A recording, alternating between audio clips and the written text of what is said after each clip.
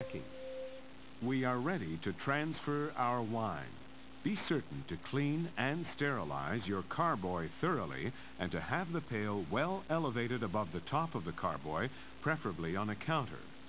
Tilt the pail slightly, as shown with the pail lid. Assure your racking tube is well cleaned, first with chlorine, then sulfite solution, and then water, both inside and out. Hold the tube against the tap and force warm water to flow through it for 1 minute, as shown, to rinse it thoroughly. The key to getting a siphon prime to flow is to remove all the air inside the hose as follows. Fill the siphon with water and clamp closed so water stays in the tube. Place the rigid end in the elevated pail, taking care not to move it and disturb the sediment at the bottom of the pail. Place the flexible tube to the bottom of the empty carboy. Release the clamp. Notice how easy it is and how your wine starts flowing automatically. Be careful to avoid splashing, which could cause slight oxidation of the wine. Avoid disturbing and transferring the deposit. If your kit includes oak chips, they stay behind and do not get transferred into the carboy. It is normal to have yeast sediment at the bottom. Tilt the pail a little at the end to transfer as much wine and as little sediment as possible. At this stage, do not fill up the carboy. Clean and refill your airlock with sulfite solution. Install the airlock on the carboy.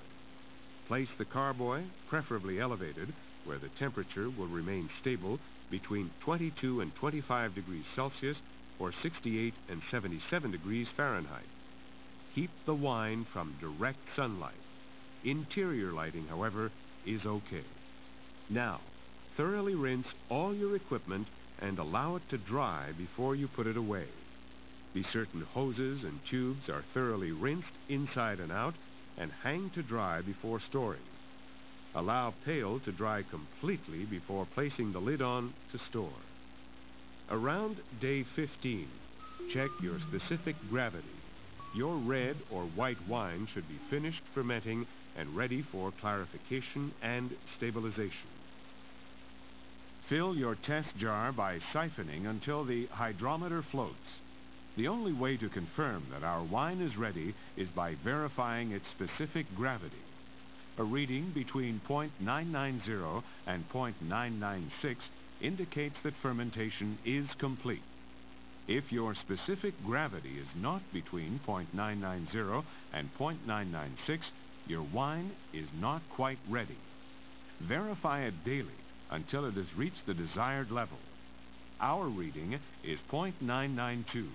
We are ready to proceed to the next step. Note your reading on the instruction sheet for future reference.